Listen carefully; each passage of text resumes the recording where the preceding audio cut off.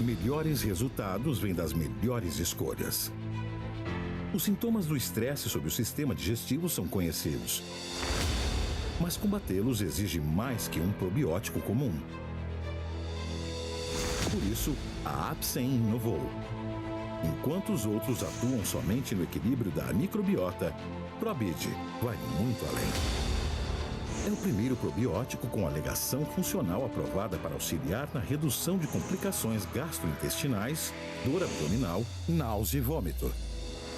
Com a exclusiva tecnologia Biosupport que garante a resistência das cepas ao ácido gástrico, entregando-as vivas ao intestino.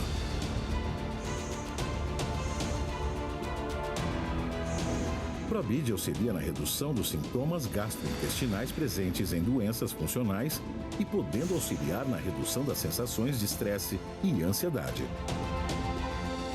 É o único com atuação no eixo cérebro-intestino. Probid é apresentado de forma diferente para cada tipo de necessidade, funcionando tanto para o alívio de questões pontuais, quanto para equilíbrio da microbiota e modulação do estresse e ansiedade através do uso contínuo. Probid é mais que um probiótico comum. Probid, único, com atuação no eixo cérebro-intestino.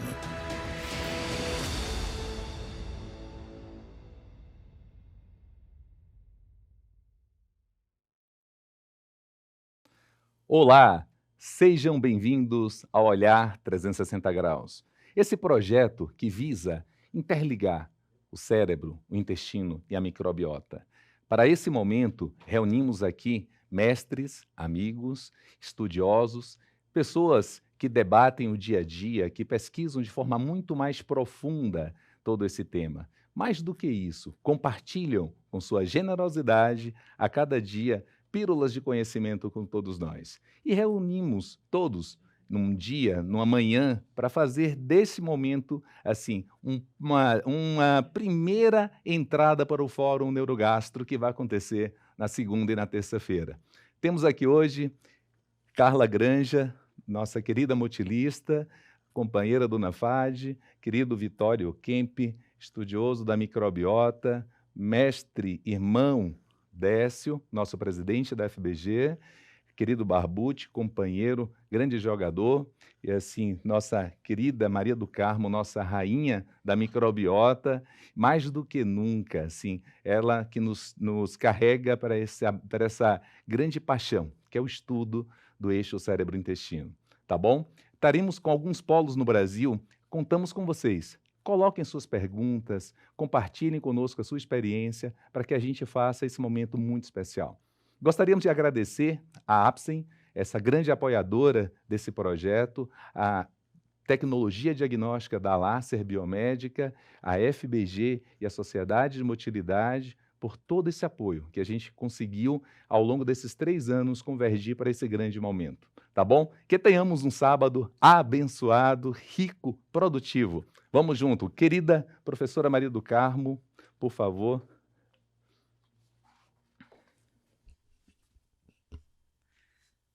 Bom dia a todos. Muito obrigada, Fábio. Prazer estar aqui para falar desse tema, do papel da microbiota no eixo cérebro-intestino, que os conflitos de interesse, e começar na história, né? Porque a gente vê falar no eixo cérebro-intestino e, de repente, a gente fala, isso foi começando, foi falando, mas quando começou? Um relato em 1880, esses dois pesquisadores formularam a primeira hipótese científica do eixo cérebro-intestino, mas consideravam, nesse trabalho aí colocado à direita, as emoções, ou seja, uma área mais neuropsiquiátrica. No século XX, em 1976, o VIP foi encontrado no líquor. Vejam que interessante. Descoberta que, portanto, definia a dupla função dos hormônios intestinais. Mais de 20 hormônios intestinais têm efeito no sistema nervoso central. E no século XXI é reconhecida essa grande vedete, a participação fundamental da microbiota intestinal na comunicação entre esses dois cérebros, ou seja, na neurotransmissão entre o eixo cérebro e o intestino. Mas como isso ocorre? Como se conectam os dois cérebros? Também vamos na história. Todo mundo, inclusive os leigos hoje, sabem muito do segundo cérebro, que foi descrito pelo professor Gerson, de Columbia, Nova York. Em 1967, descreveu a serotonina e, nos anos 80, dezenas de mensageiros foram reconhecidos. E, antes disso, aquela lei do intestino, que ele trabalhava independente do cérebro em alguns estudos em animais de experimentação, especialmente de Trendelenburg, em 1917, onde se mostrou o peristaltismo in vitro. Tive a oportunidade de visitar o serviço do professor Gerson, que para mim foi uma grande honra e um aprendizado. Bom, no controle da atividade gastrointestinal, então, surgiu esse conceito da neurotransmissão. Como se conectam? Em princípio, pensava-se nos neurotransmissores, noradrenalina, acetilcolina e a serotonina, que ainda é considerada uma das mais importantes, e 95% dela está no trato gastrointestinal, produzida especialmente nas células endocromafins-likes. Existem muitos subtipos e a gente sempre lembra da serotonina associada ao cérebro, ao humor, à depressão, mas ela, a grande maioria absoluta, está no intestino. E esses neurotransmissores foram sendo estudados, vejam o neurotransmissor triptofano, serotonina, enfim, a função dele no cérebro, no humor, no foco mental, e a função dele como hormônio na secreção, na motilidade, na vasodilatação, na absorção de nutrientes, enfim, inúmeras funções, inclusive imunológicas. Então, os neurotransmissores ganharam um papel fundamental, sabemos de sua importância nessa conexão, e surgiu para nós, a partir dos anos 90, especialmente, o conceito da neurogastroenterologia, da hipersensibilidade visceral, da motilidade, todos esses conceitos que envolvem a neurogastroenterologia. Mas viu-se que, além da neurotransmissão, participavam muitos outros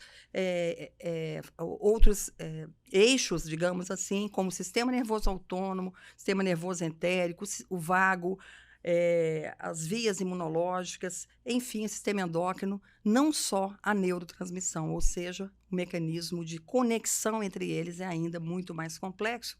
E isso tem sido visto até em imagens de ressonância funcional, onde se consegue diferenciar em determinados aspectos, do ponto de vista de imagem, pacientes com doenças funcionais, por exemplo, intestino irritável, e controles assintomáticos, mostrando que existe realmente um impacto também a nível cerebral. Então, como que esse eixo cérebro-intestino, havia alguns gaps, até surgiu os conceitos recentes, a partir especialmente de 2010, do eixo cérebro-intestino, que ganhou mais uma participação, que é exatamente a microbiota, que é a pergunta que me foi feita para essa apresentação. Então, vamos na história. No século XX, o intestino foi considerado como um bioreator, ou seja, projetado para facilitar a fermentação microbiana, que permite a extração de energia de alimentos não digestivos. E, no século XXI, mais uma vez, não só a microbiota, como um órgão importante, influindo na digestão, na proteção contra patógenos, função imunológica, metabólica, enfim, produção de aminoácidos essenciais, vitaminas, mas, além disso, o microbioma, como um segundo genoma. A gente sabe que a proporção é quase 1:1 de micro-organismos, embora o conteúdo genômico do nosso microbioma contenha mais de 100 vezes mais genes do que o nosso genoma humano. Então, o eixo cérebro-intestino, lembrando, 70% das células neurais do corpo estão no sistema nervoso central, no tubo digestivo, sistema nervoso entérico, perdão. Existe, então, praticamente o mesmo número de micro-organismos que as células humanas, mas o genoma é maior e isso interfere diretamente no diálogo entre o cérebro e o intestino. Então, nessa comunicação direta, já vimos vários fatores que interferem, como nervo vago, sistema imunológico, sistema nervoso entérico, autônomo, hormônios, enfim, além dos neurotransmissores, com certeza, configurando, então, a importância da microbiota, ou seja, o eixo passa a chamar eixo cérebro-intestino microbiota, pela importância que se viu, não só da microbiota, de seus metabólitos, a importância exatamente quando essa microbiota perde o padrão ideal para um padrão que a gente considera como desbiótico.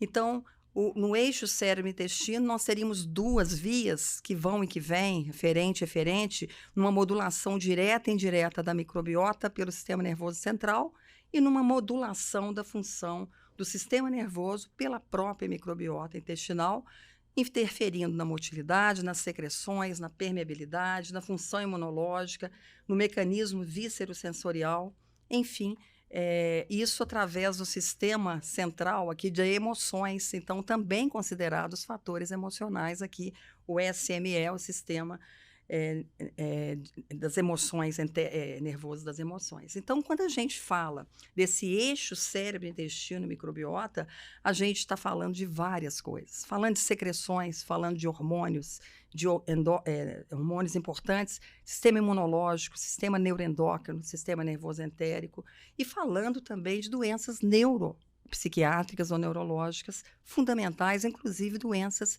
neurodegenerativas ou aquelas até que comprometem o desenvolvimento desde cedo no ser humano. Então, hoje ela é de interesse esse eixo, não só na gastrologia, mas inúmeras especialidades, em particular daquela diretamente relacionada, que é a neuropsiquiátrica.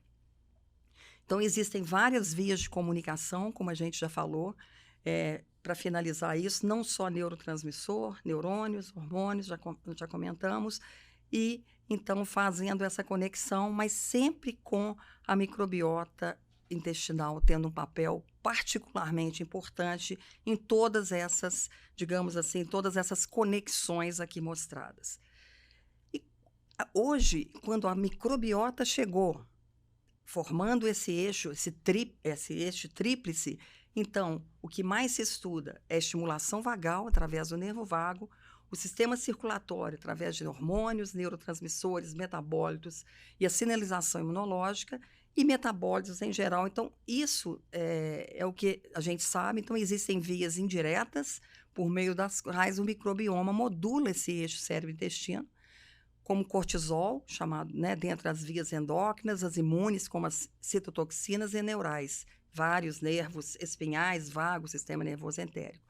Algumas bactérias parecem capazes de sintetizar neurotransmissores localmente, como GABA, noradrenalina e dopamina, que atuam, então, nessa comunicação e nas células-alvo intestinais.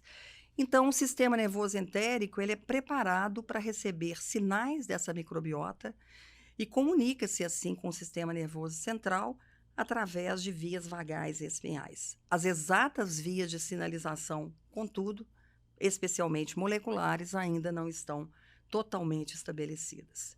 Então, aqui apenas um resumo disso, nesse interessante artigo publicado esse ano de um grupo da China, mas muito bom um resumo de tudo isso que a gente falou. Fica a sugestão da leitura desse artigo, exatamente com esse tema, eixo cérebro-intestino-microbiota. E interessante os estudos aí com os neurotransmissores a partir do reconhecimento da microbiota, mostrando que a microbiota possivelmente é capaz, por exemplo, de sintetizar alguns subtipos de serotonina, isso in vitro, obviamente, estudos de animais de experimentação e vários trabalhos na literatura mostrando, então, essa biossíntese de bactérias indígenas, de biossíntese de serotoninas ou de seus subtipos. Não só a microbiota, mas os metabólitos que esses micro-organismos formam, chamados metabólitos neurativos, também podem modular o sistema nervoso central, o comportamento humano, isso também por mecanismos ainda não totalmente estabelecidos, mas quando a gente fala de microbiota, então sempre lembrar das possibilidades dos metabólitos e especialmente também dessa interação com o sistema imunológico fundamental.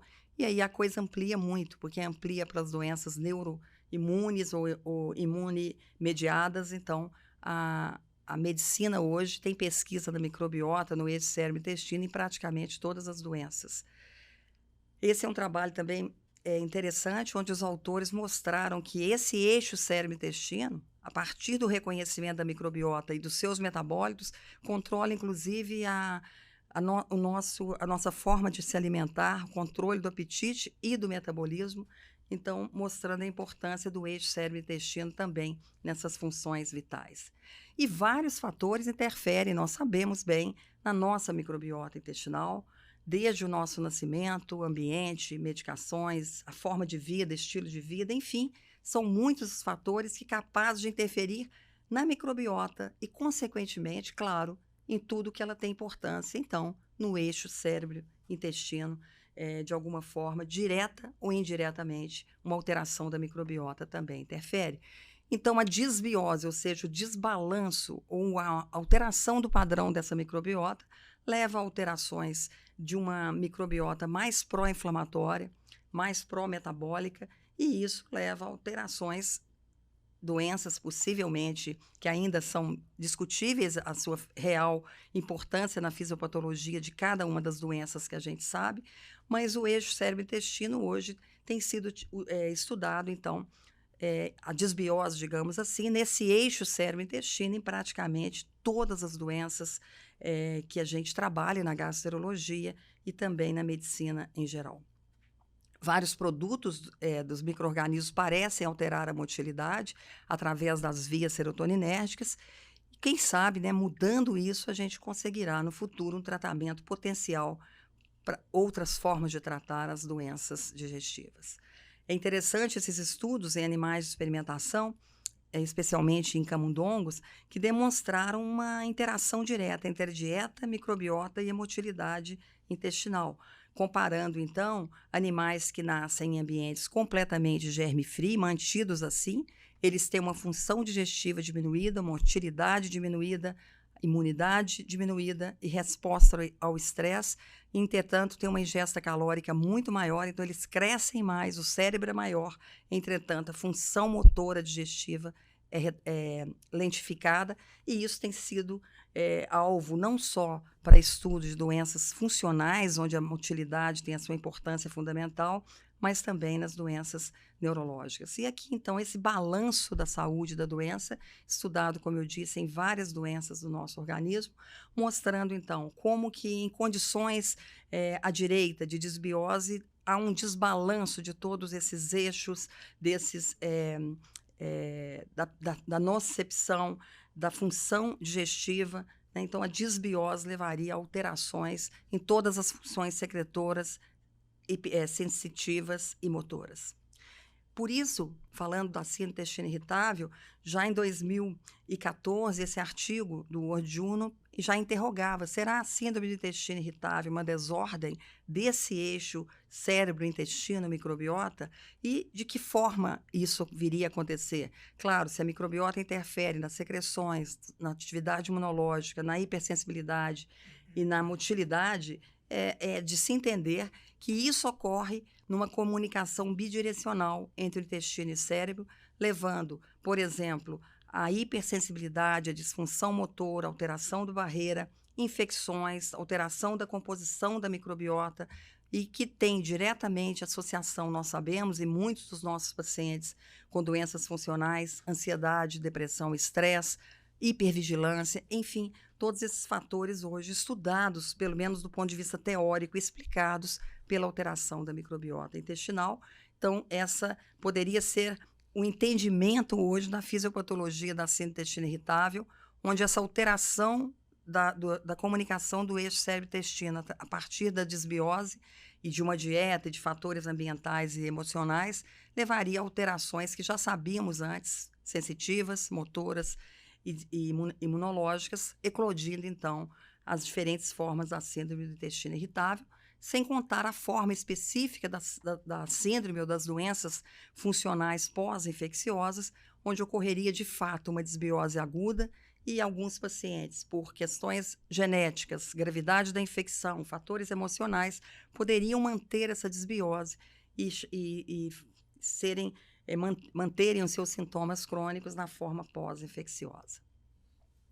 Na neuropsiquiatria ou na neurologia e psiquiatria, A microbiota tem sido extremamente estudada em todas as doenças, praticamente. A gente encontra muito estudo em Parkinson, muito em Alzheimer, muito no autismo, mas em todas as condições onde, de alguma forma, esse eixo alterado ou impactado pela microbiota alterada poderia participar, e são todas doenças, como as que comentamos na parte digestiva, também de etiologia ainda não definida.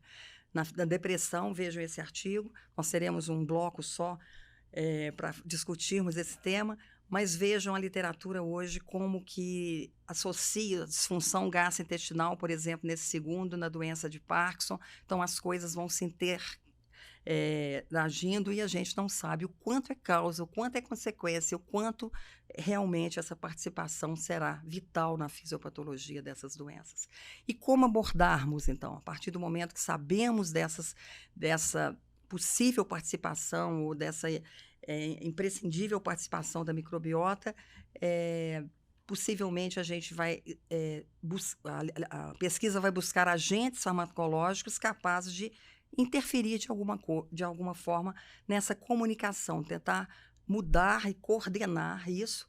Obviamente, nós temos vários fatores que podem interferir, desde fatores emocionais, dietéticos, estilo de vida, como que a gente reverte essa desbiose, mas particularmente nós temos os pré-bióticos, pós-bióticos, dieta, enfim, falando especificamente de uma forma de manipulação da microbiota que temos na nossa prática, que são os probióticos, que são, então, considerados, vejam esse artigo desse ano, publicado no Pharmacologic Terapia, mostrando, então, o potencial desses probióticos para atuar exatamente nesse eixo cérebro-intestino, e aqui mostrando, então, toda a possibilidade aqui na figura de como isso poderia acontecer a partir do uso, então, de cepas probióticas, obviamente, específicas, capazes de atuar de forma favorável nesse eixo cérebro-intestino. Os probióticos também poderiam atuar aí diminuindo as citotoxinas inflamatórias, fazendo, então, uma ação também a nível central, e a modulação dessa microbiota seria indispensável, de fato, para restaurar o padrão da microbiota, lembrando da dieta, do estilo de vida e de probióticos específicos. Não são todos probióticos iguais, então a regulação desse eixo será fundamental quando a gente falar de cepas probióticas específicos, mas ainda temos muito que caminhar nesse sentido. Nós temos uma combinação de cepas disponível no nosso mercado, lactobacilos helvéticos e o bifidobactério longo, onde esse estudo randomizado, duplo cego e placebo controlado mostrou que, de fato, existia uma função interessante na redução do estresse, na redução de sintomas de ansiedade e de sintomas digestivos com a utilização dessa cepa em quantidades adequadas por um período mais prolongado. Então, a gente tem um caminho já de algumas cepas que possam, de fato, atuar nesse caminho do eixo cérebro-intestino-microbiota. E além deles, o que a gente faz para neuromodular, digamos assim? Teríamos outros medicamentos chamados de ação central, hoje basicamente antidepressivos, que poderiam nos ajudar no tratamento também das doenças funcionais e de outras doenças. A gente vai apresentar um slide de um caso clínico para discutir com os colegas e depois, então, a gente conclui essa apresentação. Trata-se de uma paciente do sexo feminino, de 33 anos, enfermeira, divorciada e que procurou com dor abdominal, irregularidade intestinal e ansiedade, que surgiu basicamente há um ano.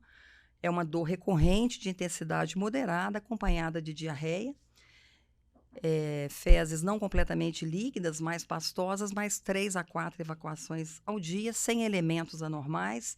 Refere ainda distensão, flatulência e sensação de evacuação incompleta. Ela não tem sintomas noturnos, emagrecimento ou sangue nas fezes. Seus hábitos dietéticos são bastante saudáveis, ela tem atividade física, ela come bastante fibras e líquidos e tem evitado lactose e glúten. O quadro ele se iniciou após um período de grande estresse. Esse paciente teve Covid em julho de 2020 e terminou seu casamento, separou-se em dezembro de 2020. Fez vários exames, todos normais, e seu diagnóstico, por vários colegas, é de síndrome do intestino irritável com diarreia, porém, ela não obteve melhora com os tratamentos realizados. Então, com esse quadro, a gente abre o debate para falar das possibilidades da modulação da microbiota ou do eixo cérebro-intestino, ou da concordância ou não com esse diagnóstico da síndrome do intestino irritável com diarreia. Perfeito, professora. Querido Décio Cinzon, primeiro, o seu ponto de vista sobre esse caso. Seja bem-vindo, muito obrigado por nos apoiar, nos abraçar e, principalmente, nos incentivar a fazer cada dia mais eventos como esse. Especificamente sobre o caso que está sendo colocado. Tá. Bom, a gente não tem dúvida que está dentro dos critérios de Roma para síndrome irritável, dor abdominal, mudança intestinal, com tempo, num delta T aí, que está dentro daquilo que preconiza Roma. Provavelmente essa síndrome irritável começou após o Covid, porque o Covid é uma infecção intestinal, causa uma infecção intestinal. Não só isso, né? Muda toda a imunologia do indivíduo. Isso foi somado com um quadro de estresse, então, consequentemente, essa é uma síndrome irritável pós-infecção. Eu acho que esse fundamentalmente é o diagnóstico. Ela não respondeu à terapêutica inicial, que não foi citada aqui, o que foi efetivamente utilizado. Foi antiespasmódicos... Espasmódicos, antiflatulentos e antidiarreicos. Antidiarreicos, né? Ela persiste, o sintoma principal dela continua sendo dor e diarreia. Dor e diarreia. Então, nós temos que pensar efetivamente que está existindo alguma outra coisa que esses medicamentos, que são medicamentos sintomáticos, não estão resolvendo, porque a causa base, né, que está levando essa pessoa a manter o quadro de extensão, de dor e diarreia, está acontecendo ainda. Obviamente, isso aqui nos leva, uma das coisas, efetivamente, a quadros de supercrescimento bacteriano, por exemplo, que pode ser bem possível nessa paciente, deveria ser investigado. Isso aqui, que é nada mais, nada menos que um reflexo das alterações da microbiota que acontecem nesses indivíduos. Então, são alguns caminhos que a gente pode seguir a partir do que já foi feito, porque eu acho que tratar esse tipo de paciente é você subir degrau por degrau. Não adianta você colocar tudo de uma vez, porque depois você não sabe, quando o indivíduo melhora, você não sabe por que ele melhorou, e na hora da retirada dos medicamentos, você vai começar a retirar por onde exatamente. Você não sabe qual está sendo mais efetivo. Então, assim, em linhas gerais, a gente pode aprofundar essa discussão, obviamente. Esse é a fotografia do caso para mim. Perfeito. Barbucci, gostaria de... Não, acho que é basicamente isso que o Décio falou. As síndromes disfuncionais pós-infecciosas, elas têm que ser pensadas num caso como esse, embora a maioria das vezes os casos relacionados com isso se acontece quando a gente tem um quadro infeccioso um pouco mais intenso abdominal. Né? Normalmente é uma diarreia mais intensa, normalmente disentérica, e isso normalmente se associa com infecções bacterianas. É mais raro infecções virais darem síndromes funcionais, especialmente síndromes funcionais baixas. A gente tem relato de síndromes funcionais pós-infecciosas virais, especialmente com norovírus, rotavírus, mas aí a gente tem mais a parte de dispepsia funcional ou pirose funcional, onde a gente tem um acometimento maior desses. O professor Spiller, ele tem publicações bastante interessantes com relação a isso, e ele correlaciona o tipo de agente infeccioso, o local da infecção e o tipo de doença funcional secundária a isso. Então, nos agentes infecciosos que a gente tem um predomínio de infecção de delgado proximal e estômago, a gente vai ter maior chance de desenvolver doenças funcionais dessas regiões. É o caso, por exemplo, de giardíase e dispepsia funcional. Enquanto a gente pega agentes infecciosos que pegam o delgado distal e intestino grosso, aí as síndromes funcionais de intestino grosso, mais especificamente, são mais frequentes, como o caso, por exemplo, do intestino irritável. Mas, independentemente disso ou não, a gente vai comentar muito na nossa apresentação próxima sobre isso, do tipo de evolução diferenciado que a gente pode ter, se tem síndrome pós-infecciosa ou não, mas é óbvio que a paciente não está satisfeita com o tratamento que está sendo dado. Então, a gente sabe que isso é uma afecção benigna, em contrapartida crônica, então a qualidade de vida é muito afetada. E a gente tem que passar por algumas outras coisas. Primeiro, tem a parte de dieta, que é uma coisa que a gente tem que rever de fato, se tem alguma relação com os sintomas que ela vem apresentando. O supercrescimento bacteriano é uma coisa que a gente sempre vai pensar nas síndromes, principalmente diarreicas, especialmente se tiver história de infecção prévia, né? Eu acho que especialmente também se tiver uma queixa um pouco mais acentuada de distensão e flatulência excessiva, etc., né?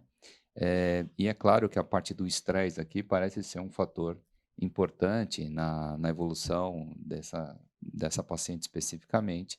E a gente sabe que o tratamento disso também pode ajudar a gente modular de forma direta, né, o eixo cérebro-intestinal, por exemplo, com o uso de neuromoduladores, ou eventualmente até o uso de psicobióticos aqui teria sentido para a gente conduzir essa paciente, mas sempre direcionando o tratamento para essa paciente específica, para suas necessidades e para o tipo de sintomas que ela apresenta. Perfeito. Vitório? Oi. Eu concordo com os dois colegas anteriores. Realmente, a gente tem que ter uma visão ampla. Essa doença, ela tipicamente hoje, nós sabemos que tem vários mecanismos fisiopatológicos e, na prática, a gente não sabe qual que é o mais significativo. Mas a gente inicia mesmo com antiespasmódicos, a gente faz consultas seriadas para o melhor ajuste possível para essa doença. Eventualmente, precisamos de uma ou mais medicações, e caso não resolva, existe também, não é raro na gastroenterologia, o paciente ter duas doenças concomitantes.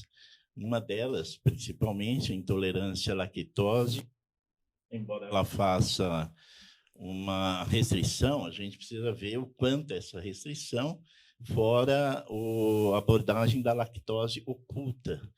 Muitos pacientes não sabem o que tem em determinados alimentos e tem bastante lactose. Então, a gente precisa ir atrás disso e outras doenças que podem vir junto. Além do que, a própria lactose, mesmo que o paciente não tenha a intolerância, existe uma sensibilidade ao gás, tanto que na FODMAP, o D é a própria lactose. Mas a gente geralmente inicia com antiespasmódico mesmo e vamos ver como o caso continua. A gente teria que investigar alguma outra coisa. Carla, nós temos o que no chat? O que nossos colegas do Brasil que estão nos acompanhando estão passando para todos nós? Bom dia a todos. Ok, aqui. Bom dia a todos. Tem uma pergunta, professora, que eu acho que é a grande angústia do gastroenterologista que assiste, né, que é traduzida aqui pela pergunta da Carla. Ela fala: bom dia, excelente aula, como sempre. Né, acho que todos concordam com isso. Todas as vezes em que vejo essa aula, me impressiono com os neuromoduladores.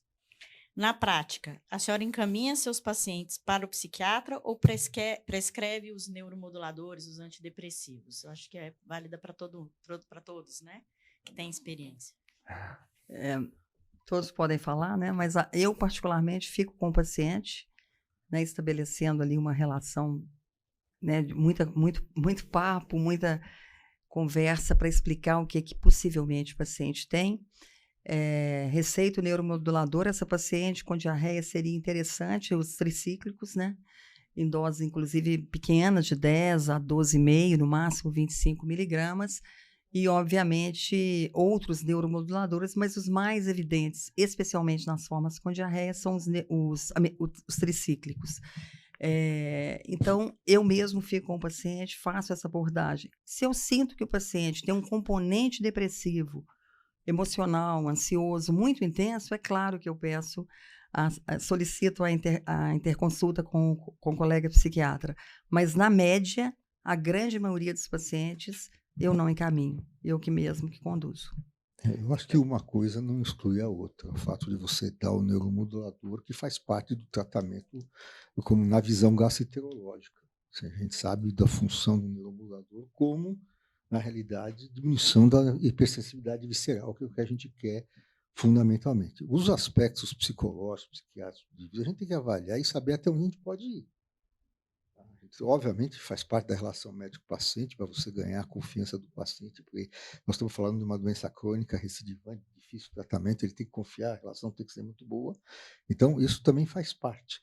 Agora, chega um determinado momento que, eventualmente, você não consegue atingir os objetivos em relação à parte comportamental do indivíduo, à parte de ansiedade, depressão, etc. Você tem que mandar para o especialista, porque o neuromodulador tem uma função, embora ele seja também um medicamento utilizado na psiquiatria, nós temos objetivos diferentes aqui. Inclusive na dose. Exatamente. Nós queremos melhorar a hipersensibilidade visceral dele, não tratar a depressão. Não é minha área. Então, o psiquiatra cuida disso. Odécio, teve um estudo agora, brilhante, que foi feito nos Estados Unidos, avaliando uma enquete com os gastroenterologistas e com os médicos da saúde básica, avaliando se o neuromodulador fazia parte da rotina, se eles sentiam seguros a utilizar o neuromodulador e se eles achavam que aquilo ali estava fazendo um impacto ao longo da trajetória. E impressionante que cerca de 50% dos colegas já colocavam aquilo ali como rotina. Clínicos. Então, cada vez mais o gastroenterologista vai estar dominando essa primeira esfera do uso do neuromodulador, podendo fazer com que o paciente tenha uma qualidade de vida, uma conexão com a consulta, ele não fica solto dentro do acompanhamento e dá muito mais segurança ao próprio tratamento. Eu acho que assim, isso daí tem uma visão. O que você falou foi brilhante. Nós temos que ter, talvez, aí, nós temos aqui hoje o Calil, mais tarde com vocês, que vai trazer assim, qual é o limite do gastro? Até onde o gastro pode chegar? Como o gastro pode detectar caminhos para que aquele paciente possa ser conduzido de forma mais precoce a um acompanhamento psiquiátrico? Mas, sem sombra de dúvida, o acompanhamento multidisciplinar com a psicoterapia, múltiplas abordagens psicoterápicas e, principalmente, o médico colocando o paciente no centro da atenção, eu acho que a gente vai muito nisso. Nós estamos com um polo que está nos chamando, professora Nelma, querida Nelma da Bahia, um forte abraço. Nelma está com um polo nos acompanhando na Bahia. Seja bem-vinda, Nelma. Obrigada, Fábio. Muito obrigada. Posso falar, né? Bom dia a todos. Bom dia. É um prazer grande estar. Bom dia. Abraço. Obrigada, queridos. Obrigada a todos. Abraços calorosos da nossa cidade para todos vocês. Nelma, você tem alguma pergunta do polo aqui para a professora e para os nossos convidados? Uma excelente aula, parabéns mais uma vez, grande aprendizado, tá? Um beijo grande. Sim, temos aqui duas perguntas. A primeira, sobre esse eixo tríplice. Dentre os fatores que interferem na microbiota intestinal, sobre as dietas mais inflamatórias que impactam negativamente na microbiota. Então, gostaríamos que você comentasse sobre isso, o papel realmente das dietas inflamatórias, e acerca também da dor, sobre a dor crônica, que a microbiota, nós sabemos que ela regula a dor, sistema nervoso periférico, central, e que direcionar a microbiota intestinal por meio de uma dieta e também intervém com a farmabiótica. Então, gostaríamos também que comentasse sobre isso, o que pode representar essa nova estratégia terapêutica para o manejo da dor crônica. A discussão é a modulação dessa microbiota, fundamentalmente, que começa com a dieta. O professor Barbucci, na sua explanação, ele deu um ampassã sobre a dieta. Eu acho que é o primeiro passo, ele é muito importante. Eu vou passar a palavra para ele aqui, para ele abordar sobre isso. Não sei, Edu, quer falar alguma coisa antes? Não, tudo certo. Eu, para falar a verdade, não acredito em dieta inflamatória e anti-inflamatória, né? Quando a gente pega os trabalhos que a gente tem com dieta e a gente determina um tipo de dieta específico, né? Se a gente colocar aqui a dieta, entre aspas, anti-inflamatória para todos nós, a nossa microbiota vai modificar sempre de maneira diferente em todos nós. Então, a resposta a cada dieta ela é muito individualizada. Isso depende da microbiota de base, isso depende das doenças que o paciente tem em conjunto, do clima onde o paciente vive, depende do estado emocional que o paciente está, depende da sua capacidade digestiva de vários de vários nutrientes, depende da interação desses nutrientes com as células endócrinas do intestino, que a Du mencionou. A gente vai conversar um pouquinho mais na nossa aula sobre especificamente isso, mas a dieta ela tem que ser individualizada, né? Esses pacotinhos de dieta que a gente tem para tratar pacientes, especialmente funcionais, elas, de fato, não são, na maioria das vezes, a abordagem mais adequada que a gente tem. Ou seja, tirar glúten de todo mundo, tirar lactose de todo mundo, como se isso fosse a descoberta da pólvora, de fato, isso vai fazer com que o paciente tenha um prejuízo importante de qualidade de vida, de não poder comer o que ele gosta. Isso vai trazer com que o paciente acabe gastando mais na condução da sua dieta, porque esses alimentos eles são mais caros que os alimentos habituais. E do ponto de vista social, isso traz também um impacto bastante importante. Começam a surgir agora também os distúrbios psiquiátricos associados às restrições alimentares sem necessidade.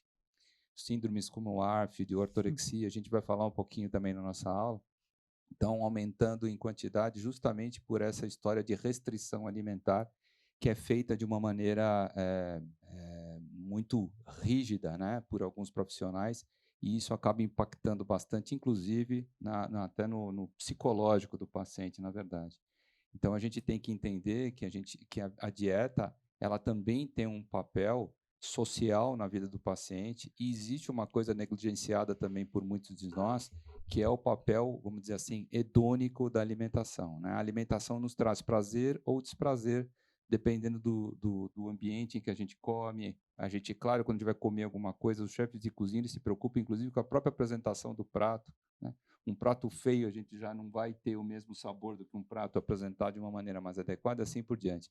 Ou seja, é bastante complexo esse assunto, mas o segredo é individualizar a abordagem dietética de cada um dos nossos pacientes. É claro, dependendo também dos resultados de eventuais exames que orientam a gente para determinada restrição. As intolerâncias alimentares, a gente vai falar das reações a diversos alimentos não IgE mediadas, restritas à parede intestinal, que a gente não tem ainda como fazer o diagnóstico hoje na nossa prática clínica. A gente vai falar dos testes de ativação basofílica, que vão nos orientar, muito provavelmente no futuro, qual a dieta que a gente vai determinar para cada um dos nossos pacientes. Perfeito. Eu acho tem uma palavra que eu acho que é uma palavra que é muito importante nesse tipo de relação do paciente, que chama-se inquérito alimentar. Eu acho que como você tem que individualizar diária alimentar, como você tem que individualizar o que o Babu falou, perfeito, você tem que individualizar, tem que começar então a entender o que faz bem para o paciente, o que faz mal para o paciente, começar a observar. Eu, particularmente, todo aquele paciente que fala aqui para mim que ele é intolerante a glúten, glúten, lactose, eu sempre peço avaliação para isso. Eu acho que faz parte já da investigação do paciente irritável você pedir o teste de tolerância à lactose, fazer também o teste, o teste do apodrecimento bacteriano, por exemplo, a gente faz isso aí, fundamentalmente, e pesquisar se esse indivíduo tem ou não tem intolerância a glúten, porque isso aqui cria uma situação de quando você mostra as coisas para o paciente, fala, olha, você tem pode ser que você tenha uma sensibilidade, mas você não tem efetivamente intolerância. Então, são coisas diferentes. Especialmente na forma com diarreia, né? Tá. Indicação. Professora, Carla quer falar. só rapidinho, ela também nos procurou como modular a dor com microbiota, com a manipulação de microbiota para melhorar a dor e a distensão abdominal. A senhora que passou agora por vários congressos, vários tópicos, tem encontrado algo sobre isso? Então, essas cepas são muito buscadas e investigadas, né? Cepas específicas para melhorar a dor crônica. Algumas cepas mostram essa possibilidade da gente utilizar, mas ainda não temos, assim, infelizmente, ainda probióticos, digamos assim, que possam modular de uma forma que alivie essa dor crônica, não só abdominal, acho que a Nelma falou de uma forma geral, né? As dores crônicas, seguramente é um tema de pesquisa, mas ainda não temos umas cepas específicas para serem indicadas. Aproveitar e mandar um beijo, um abraço saudoso, Nelma. Muito tempo que eu não te vejo. Eu queria fazer uma pergunta para você. Aproveitando isso aqui. Nós temos um número gigantesco de probióticos que existem, de micro-organismos com ação probiótica, Isso sem contar dos que vão aparecer por aí, que são os anaeróbios, que a gente não fala ainda dos anaeróbios. A pergunta que eu faço para você é o seguinte: o transplante fecal, que é uma situação onde você pode englobar muito mais essa microbiota de uma maneira muito mais genérica, qual é o papel que você vê do transplante fecal em situações, por exemplo, como essa? A gente tem visto artigos, etc. Eu tive a oportunidade agora de assistir o evento de microbiota e helicobacter. Falou-se muito de transplante fecal, muito transplante fecal. E assim, eu acho que isso aqui é uma coisa que a impressão que eu tenho é que isso vem num crescimento cada vez maior, tentando, como a gente não consegue individualizar qual que eu tenho que dar, qual que é o melhor que existe, qual que é aquela cepa específica, de repente o transplante fecal pode dar essa resposta para você. O que você... exato, não. Desde que seja feito dentro de parâmetros...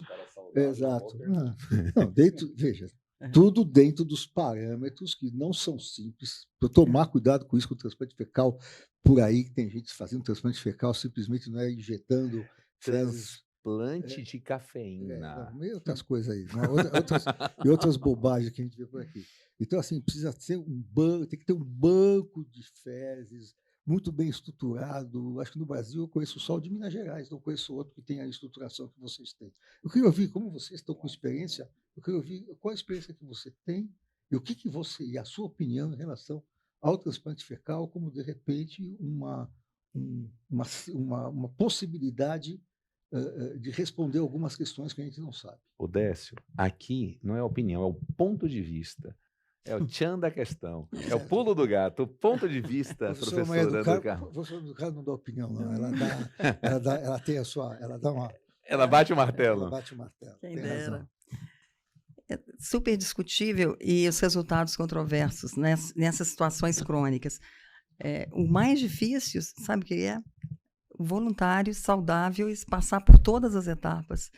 Com 2 ou 3 anos lá no doutorado do Daniel, foram pouquíssimos que passaram por todos. Tem intestino normal? Não, é um doador de órgão, né? As fezes ali trazendo toda uma genética do microbioma, é muito sério, seríssimo. Então, o que a gente vê, Décio, que na colite pseudomembranosa, de fato, muda a história. Então, o que eu entendo é porque é uma desbiose mais aguda. E talvez, por ser mais aguda, ainda não alterou tanto o eixo cérebro-intestino, o sistema neuroendócrino, as aminas, o vago, enfim. A modulação é mais fácil numa doença crônica como o Crohn, onde os resultados são controversos, na síndrome do intestino irritável. Agora, em junho, um trabalho do Gastroenterology com um grupo da Suécia, acompanhando 3 anos pacientes com forma diarreica, com resultados interessantes. Mas eles são controversos. Esse foi publicado no Gastroenterology e tem sido muito comentado. Mas a gente tem que ir com muito cuidado e cautela, realmente. O grande critério é ter locais que façam de uma maneira, como você vê nos Estados Unidos, eles estão com um banco de fezes nacional, né? Então, isso facilita porque você vai conseguir realmente doadores que possam... Nós também temos um banco de fezes nacional, estamos fazendo um monte de merda. Posso falar um pouquinho sobre isso? Claro. Eu acho que o grande problema do transplante de fezes é a segurança do transplante de fezes, né? Quando você suplementa um probiótico, você sabe exatamente qual é a cepa que você está usando, a quantidade de bichinhos que você está usando. Quando você transplanta fezes, você não está transplantando só a microbiota, você está transplantando fezes, né? Então, o que tem ali tem bactéria de tudo quanto é tipo, tem vírus de tudo quanto é tipo, tem protozoário, eventualmente pode ter homínidos que a gente não tem, pode ter prions que a gente não consegue identificar. Metabólitos mais variados. Então, os tais dos pós-bióticos ali, isso varia muito, inclusive do doador, dependendo do dia que ele está, da semana que ele está, do aspecto emocional que ele está, a microbiota também vai variar e o resultado do transplante também pode ser diferente. Você pode transplantar, do mesmo que você pode transplantar melhora da sensibilidade intestinal, você pode transplantar predisposição à depressão, predisposição para ganhar ou perder peso, predisposição para determinados tipos de neoplasias intestinais e extraintestinais. Eu tenho muito cuidado, né, com o transplante de fezes. Concordo perfeitamente com a Du, que a indicação hoje que nós temos é colite pseudomembranosa, que a gente não conseguiu responder aos tratamentos que a gente tem disponíveis antes disso, né? Então, é a última etapa que a gente tem. As consequências do transplante de fezes a longo prazo, a gente não sabe quais são, né? Então, o termo de consentimento para isso devia ser próximo de uma Bíblia, porque tem muita coisa que a gente tem que dizer e o paciente precisa entender exatamente quais as possíveis consequências do transplante fecal. Vitório? Pegando essa abordagem de personalização, não seria... qual que é a validade daquele exame que você estuda a microbiota do paciente para direcionar...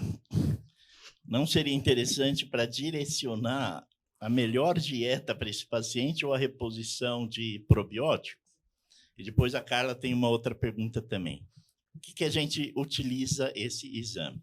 Barbucci. Eu, na prática clínica, não utilizo esse exame. Eu acho que, do ponto de vista de ciência, ok, é muito legal fazer, entender qual é o tipo de microbiota que eu tenho, que você tem, eventualmente qual é o padrão de microbiota que a gente pode encontrar em diferentes situações clínicas, diferentes doenças. Agora, como interferir sobre isso de maneira assim, pontual, objetiva, correta, vou dar essa cepa, vou dar essa combinação de cepas, vou dar esse simbiótico, né? Tirando os autobióticos, que eu acho que é o nosso, né? Eu acho que se a gente tiver alguma coisa aqui, é pós-biótico e autobiótico, acho que é interessante a gente estudar um pouco mais sobre isso, explorar. E eventualmente, uma coisa interessante que é a parte da epigenética, que a gente esquece às vezes também, né? E falando em epigenética, sobre os efeitos da suplementação probiótica, a gente ainda uma coisa um pouco mais complexa, que é a fagoterapia, que é o tratamento com vírus. Isso sim vai ser uma revolução, acho, na condução de várias doenças, por exemplo, como intestino irritável, eventualmente até doenças autoimunes, como a própria doença celíaca. Concordo plenamente em relação ao exame. Eu acho que 1, 2, 3 amostras de fezes não reflete toda a nossa microbiota, os trilhões que nós temos.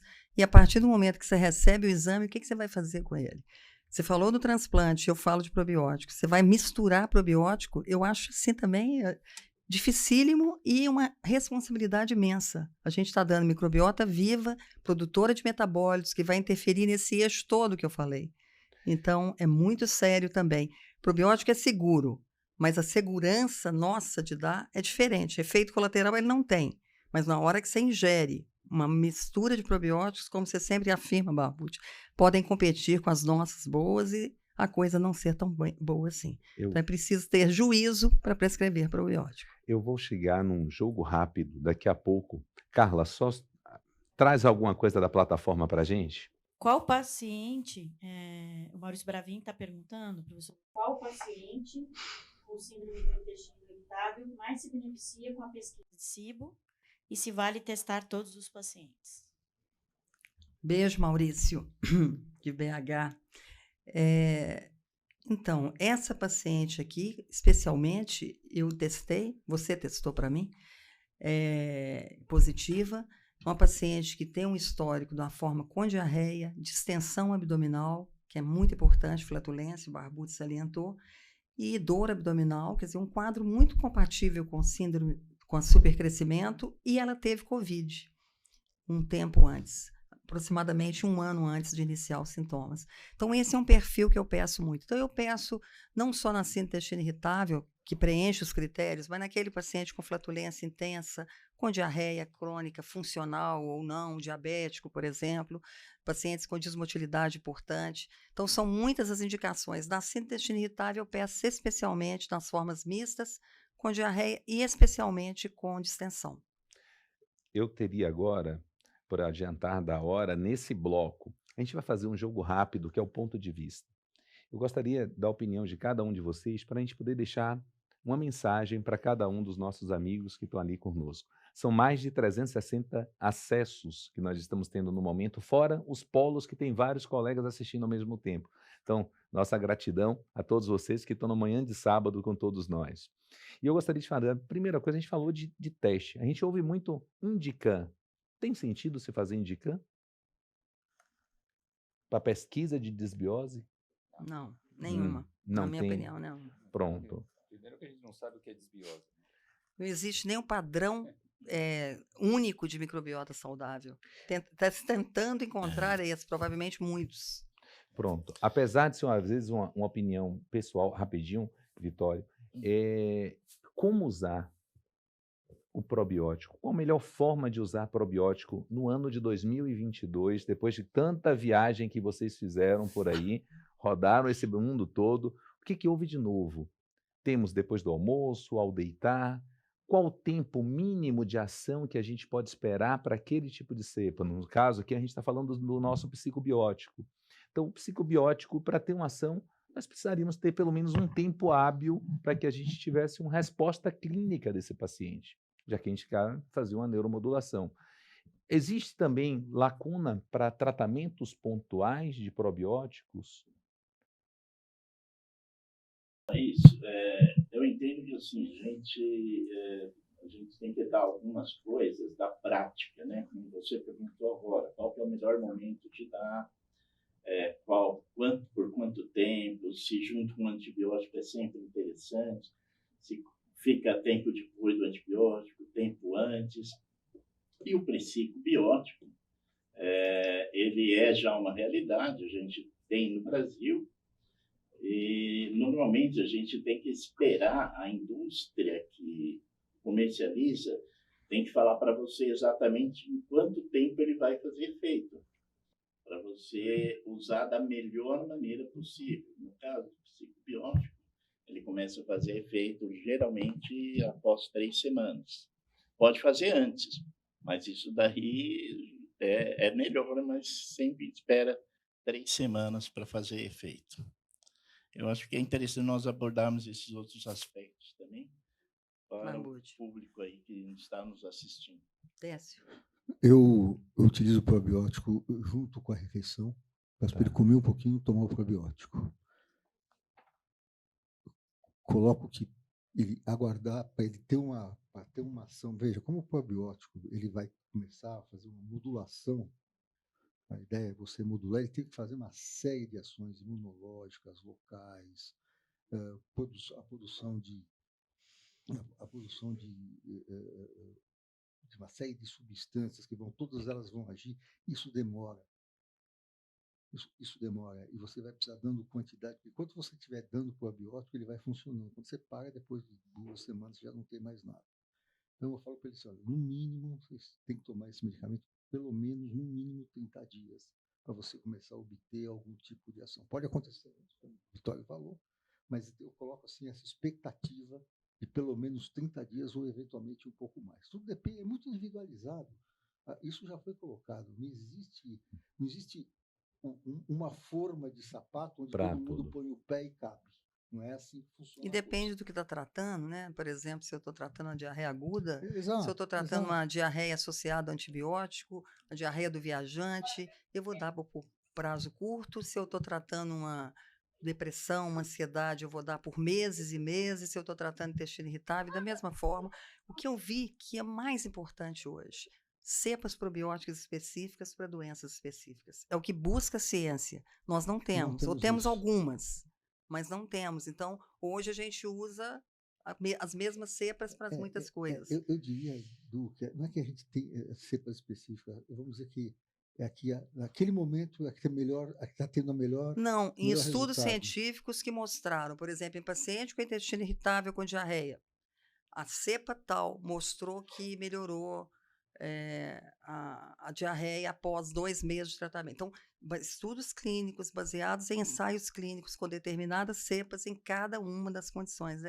Isso é para 10 anos, é para daqui a muito tempo. Já temos algumas para algumas condições. Né? Mostrei aqui um trabalho, mas que mostra uma performance estamos começando. Mostra uma performance melhor, vamos assim dizer. Mas eu acho que como novas cepas estão aparecendo o tempo inteiro aí, eventualmente, como você está falando, isso é uma coisa dinâmica e depende fundamentalmente de estudos. Praticamente todas as aprovadas no Brasil, a Anvisa exigiu que tivesse estudos clínicos em algumas áreas específicas para que fossem aprovadas. Então, elas vêm com esse aval. Por isso que a gente insiste muito na questão de cepas previamente testadas em populações específicas, que é o que a gente tem visto, que também busca ciência agora. assim, resumindo isso, eu acho que é importantíssimo que você falou, Du, mas embora não seja um medicamento probiótico, né, hoje é considerado entre nós pelo menos um alimento, né, mas assim, a coisa mesmo, se fosse um medicamento, do ponto de vista farmacológico, o raciocínio é o mesmo, né? Se eu vou tratar intestino irritável, qual é o antiespasmódico que eu vou utilizar? Né? Existe algum antiespasmódico que me dá 100% de resultado em 100% dos pacientes com intestino irritável? Se eu tenho uma pneumonia que eu vou tratar, existe algum antibiótico que resolve 100% das pneumonias que eu vou tratar? Ou seja, a gente tem que levar em consideração vários fatores envolvidos. Claro. Agora, se eu vou tratar uma pneumonia, eu tenho já ideia de qual é o agente infeccioso mais provável e tenho ideia de quais são os antibióticos que esse agente infeccioso, teoricamente, seria sensível. Eu não vou dar um agente infeccioso que só tem evidência para ser tratado, para ser usado em infecção urinária, né? Para tratar a pneumonia. E assim, a mesma coisa deve ser a abordagem nas afecções em que eu vou suplementar probiótico. Bom, se eu vou tratar uma diarreia, quais são as cepas que eu tenho alguma evidência de que de fato funcionam para a diarreia? A minha chance dessas cepas ou combinações de cepas funcionar nessa situação, com certeza vai ser maior do que usar uma cepa que nunca foi utilizada para esse fim e que não tem nenhuma evidência que eventualmente funcione. Mas, eventualmente, como o efeito dos probióticos varia mesmo de paciente para paciente, e às vezes no mesmo paciente, né, a nossa busca pela cepa ou combinação de cepas ideal, ela também tem que ser individualizada. Então, eu Claro. começo, por exemplo, com determinada combinação de cepa, espero 1 mês, 2, não E vai resolveu, valer muito a experiência e individual vai também. trocando até você Claro. encontrar, olha, essa combinação, essa Deu cepa aqui, certo para para esse mim, paciente. os pacientes às vezes falam, "Ó, doutor, isso aqui não funcionou, esse aqui é o campeão." Então, Claro. beleza, vamos manter com esse. É o acompanhamento, o relacionamento médico-paciente, cada vez mais. Vamos chamar nosso polo da Bahia, Nelma nos chamou de novo. Nelma, está nos ouvindo? Olá, Fábio. Estamos aqui, aguardando. Fizemos umas 2 perguntas. Se houver tempo hábil para a gente... Por favor, pode passar, Nelma. Eu passei no chat, mas eu posso repetir aqui. Primeiro é acerca da formulação de probióticos. Gostaria que a mesa comentasse sobre isso, porque isso a gente recebe muito em consultório, né?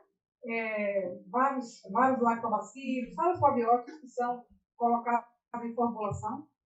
Nós já temos, né, opinião sobre isso, mas como nós estamos numa mesa tão maravilhosa, eu queria ter opinião realmente de expertise.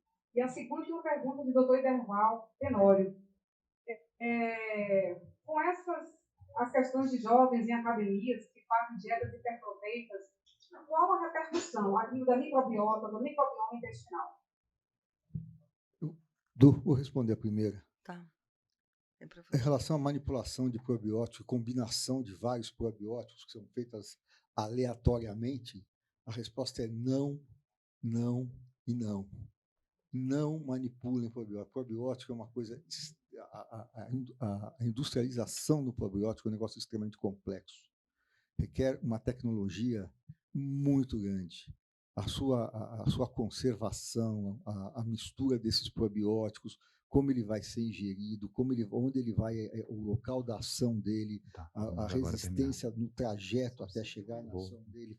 Ou seja, existe uma série de situações que simplesmente você pegar um pozinho, que é um probiótico, colocar dentro de uma cápsula e falar, toma, não vai funcionar. E o Barbucci já comentou anteriormente, junto com a Maria do Carmo, você misturar vários probióticos, eles podem competir entre eles, você não vai ter ação nenhuma biológica, porque simplesmente um anula o outro. Então, a recomendação que te dá é não manipular o probiótico de maneira nenhuma, porque é realmente alguma coisa que você está dando alguma coisa que não vai funcionar. Não vai funcionar. Barbucci. Não, concordo com o Décio, não sei se você quer falar da dieta de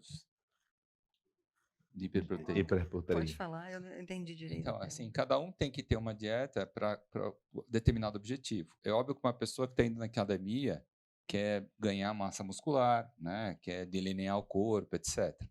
Tem que ingerir mais proteína. Se o indivíduo fizer exercício, que nem um doido, e não ingerir proteína, o que vai acontecer é que ele vai perder massa muscular ao invés de ganhar, certo?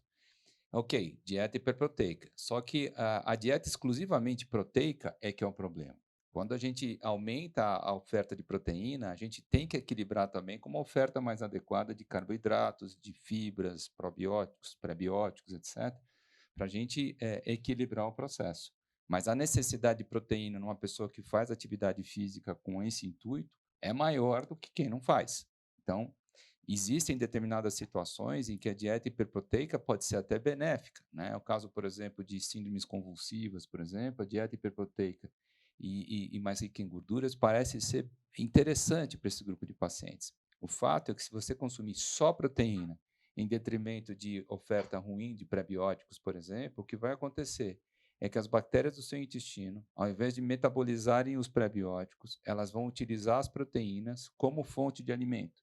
E isso vai gerar a produção dos que a gente chama de ácidos graxos de cadeia curta pró-inflamatórios, isobutirato, isovalerato, e isso leva, então, a um processo inflamatório muito mais intenso a nível de submucosa, produção de citocinas inflamatórias, e normalmente isso se correlaciona com uma alteração ruim, vamos dizer assim, sobre o eixo cérebro-intestinal. Vou entrar em detalhe, porque não é mais meia hora de palestra. Então, é isso que eu queria dizer. A gente tem que equilibrar a coisa, né? E de acordo com as nossas necessidades. A gente vai estar muito tempo hoje para muito debate, muitas coisas maravilhosas ainda estão por vir, tá? E para esse bloco eu gostaria de primeiro, só Décio, deixar a mensagem em nome da FBG para o convite de todos vocês para vir para o nosso SBAD, ainda dá tempo, que imagine se isso aqui está sendo bom, imagino que quando a gente vai poder debater tudo junto. E também convidamos a você, que estiver na imediação de São Paulo, que está por perto, estaremos segunda e terça com todo o time da Sociedade Brasileira de Motilidade Digestiva fazendo o primeiro Fórum Neurogastro do Brasil. É um momento assim histórico para todos nós, com o professor Viebig fechando essa gestão dele, trazendo um tema extremamente dinâmico em 2 salas, com toda uma abordagem multidisciplinar para tudo isso, tá? Querido Décio, seu ponto de vista sobre a microbiota no eixo cérebro-intestino. Foi vamos dizer, uma descoberta muito importante dentre as diversas ações que a microbiota realmente tem demonstrado.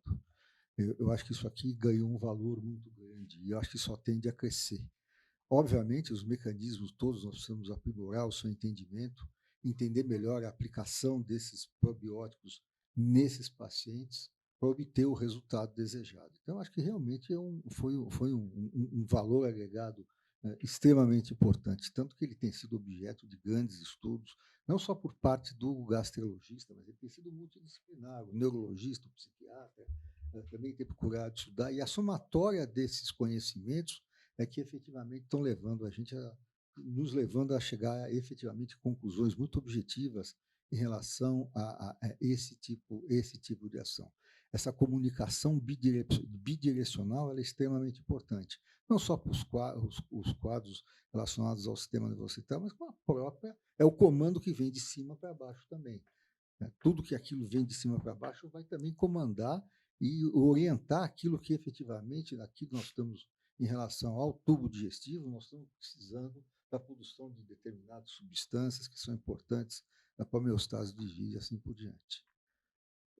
Vou reforçar aqui o convite para o Neurogastro, que começa aqui na segunda-feira. O professor Viebig está próximo da gente aqui, ele vai, com certeza, vai dar muito mais detalhes, mas realmente vão ser 2 dias muito ricos, não tenho dúvida nenhuma, né? 2 salas, vários convidados, o programa científico está realmente primoroso. E o SBAD está aí, gente. Daqui a um mês nós estamos aí com o SBAD. O programa científico foi cuidadosamente elaborado pela professora Maria do Carmo, o professor Gerson. Nós vamos ter, além das nossas mesas, nós vamos ter as mesas multidisciplinares, onde cirurgiões, endoscopistas e gastrologistas e psiquiatras e nutrologistas, nutrólogos vão também participar, e patologistas, ou seja, uma visão muito ampla da gastrologia e ela é uma coisa muito integrativa. Então, esse programa está feito, está muito bem elaborado e a gente gostaria de convidar todos a participarem, porque realmente, depois de 2 anos sem o SBAD presencial, fora a oportunidade científica, é uma oportunidade de congressamento que vai ser muito importante para todos nós. É isso aí. Estaremos juntos. Professora Maria do Carmo. Então, vou só encerrar, pedir para voltar a tela para as minhas conclusões, por favor. Então, o caso clínico, praticamente a gente concluiu, ela tinha um supercrescimento, teve, digamos assim, tratada com antibiótico, probióticos, e hoje também com a amitriptilina em dose de 10 miligramas, e está indo bem. Não fizemos outros exames ainda, por exemplo, colonoscopia, porque não julgamos necessário pela idade, pela ausência de sinais de alarme e por preencher tão bem os critérios de Roma. Eu queria concluir que, depois dessa apresentação, o que a gente leva para casa, que alterações no eixo cérebro, intestino e microbiota têm se mostrado de fundamental importância no desencadeamento das doenças funcionais e orgânicas gastrointestinais, a correta modulação dessa microbiota, como já foi aqui muito salientado pelos colegas, com a dieta mais adequada possível, estilo de vida, pré-bióticos na dieta, probióticos, o futuro com pós-bióticos é essencial e um dos objetivos mais importantes do tratamento atual. Os probióticos capazes de atuar nesse eixo representam uma terapêutica atual e futura para o correto tratamento dos pacientes. É imprescindível, contudo, a prescrição de cepas, como eu disse, capazes de atuar favoravelmente nesse eixo cérebro-intestino, e isso ainda é futuro. E o futuro? O futuro, estamos aprendendo, né? A gente está engatinhando no conhecimento, são poucos anos. Então, virão melhores entendimentos, definir a mediação exata desses dois cérebros. Barbucci salientou fungos, vírus, arqueias, com certeza integram a comunidade, o quanto é importante. Sabemos dos vírus hoje no câncer de colo, na doença de Crohn, e a coisa vai vir. Então, embora exista evidências inquestionáveis, o papel causal e direto da microbioma intestinal nessas aberrações do eixo cérebro-intestino ainda não estão completamente elucidadas, e novas investigações no mundo inteiro, nos grandes centros de pesquisa, estão sendo feitas. Então, com certeza, a cada ano esse assunto será ou alterado ou acrescentado de novos conhecimentos. Eu agradeço muito a atenção de vocês e vou continuar aqui para assistir agora a apresentação do Barbucci e comentar também. Muito obrigada. Queridos amigos, fique aqui do meu lado, nossa rainha da microbiota. Nós teremos 5 minutinhos, no qual a gente vai passar um projeto que nós fizemos, que foi o melhor do DDW, que está no quintal da Ápice, no canal da Motilidade do Anafage, que são pílulas que a gente pôde captar em cada aula. A gente passou aqui alguns dias, não é, Barbucci? Fazendo isso para vocês, para que tenhamos assim um disseminar de um conhecimento muito mais profundo. Então, isso vai ser só 5 minutinhos para a gente poder mudar a mesa, tomar uma água, você respirar, porque vai vir um Barbucci com uma super dinâmica que você vai se apaixonar. Daqui a pouco.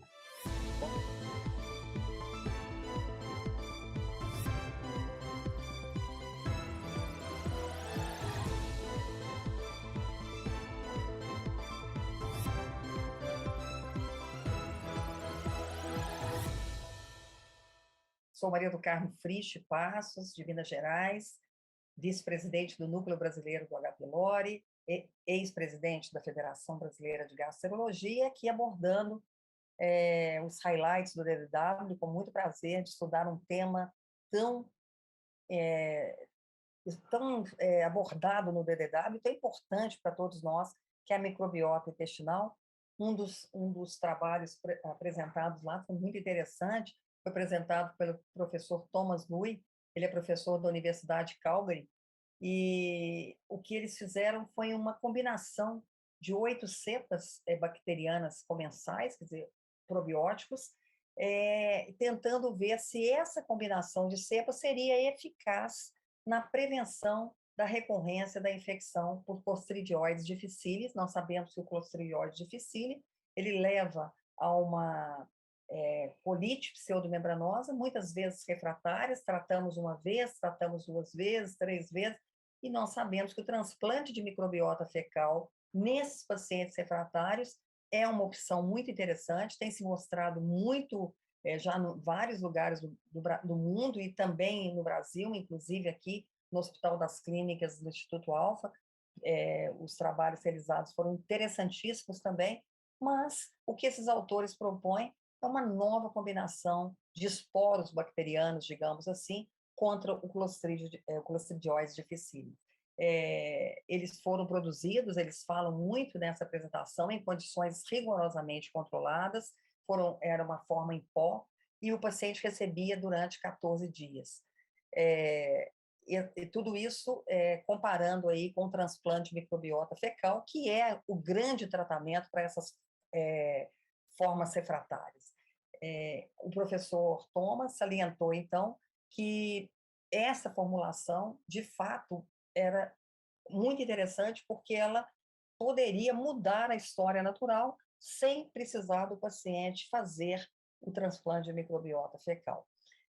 As cepas encontradas, eles denominaram como VE303, elas foram identificadas na microbiota do paciente após um transplante de microbiota bem sucedido, e, embora em animais e em humanos, mostraram que os micróbios, né, a microbiota, possa repovoar a microbiota. Então, foram 78 pacientes incluídos nessa análise do estudo, e após 8 semanas, 13,8% do grupo que recebeu essa formulação VE303 apresentou infecção recorrente por Clostridium, contra 45% do grupo placebo, quer dizer, 13,8 contra 45, representando uma redução de mais de 80% de risco, com uma diferença estatística significativa.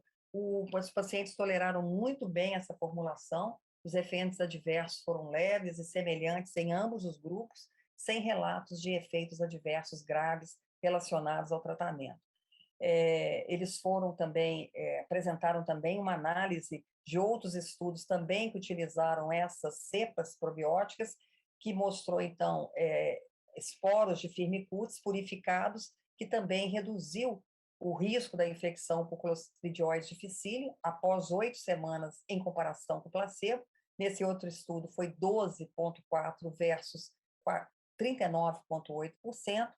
E essa nova análise avaliou também ácidos graxos de cadeia curta e média ramificada nas fezes dos pacientes. E após 1 semana de tratamento, houve um aumento no butirato dos ácidos graxos de cadeia curta, e eles continuaram a ser vistos na 2ª semana, na 8ª semana, e os resultados sugerem que o aumento da produção desses ácidos graxos também pode ser um fator da melhora clínica, e apresentando, então, resultados bastante interessantes para nós.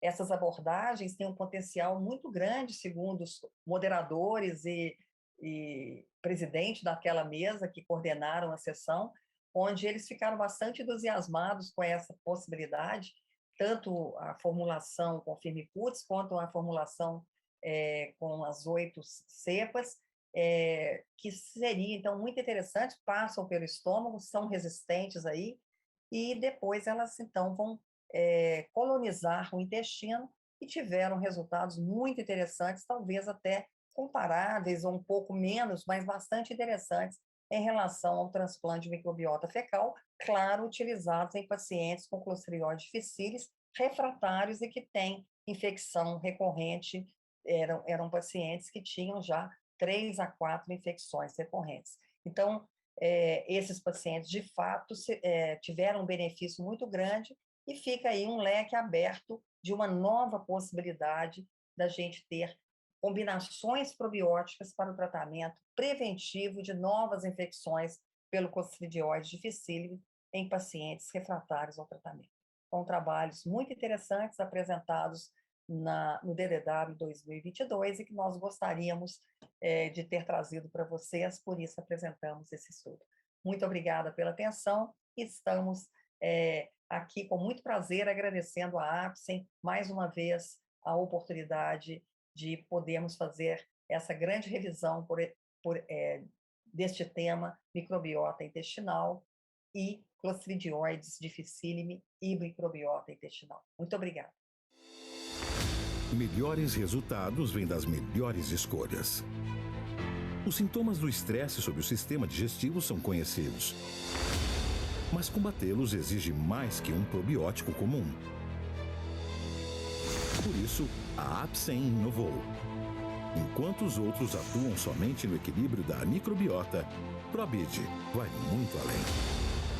É o primeiro probiótico com alegação funcional aprovada para auxiliar na redução de complicações gastrointestinais, dor abdominal, náusea e vômito. Com a exclusiva tecnologia Biosuporte que garante a resistência das cepas ao ácido gástrico, entregando-as vivas ao intestino.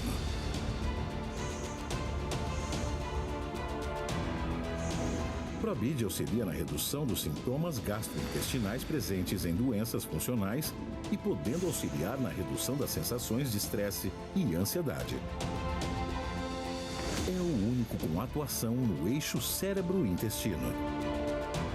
Probid é apresentado de forma diferente para cada tipo de necessidade, funcionando tanto para o alívio de questões pontuais, quanto para equilíbrio da microbiota e modulação do estresse e ansiedade através do uso contínuo. Probid é mais que um probiótico comum. Probid, único, com atuação no eixo cérebro-intestino.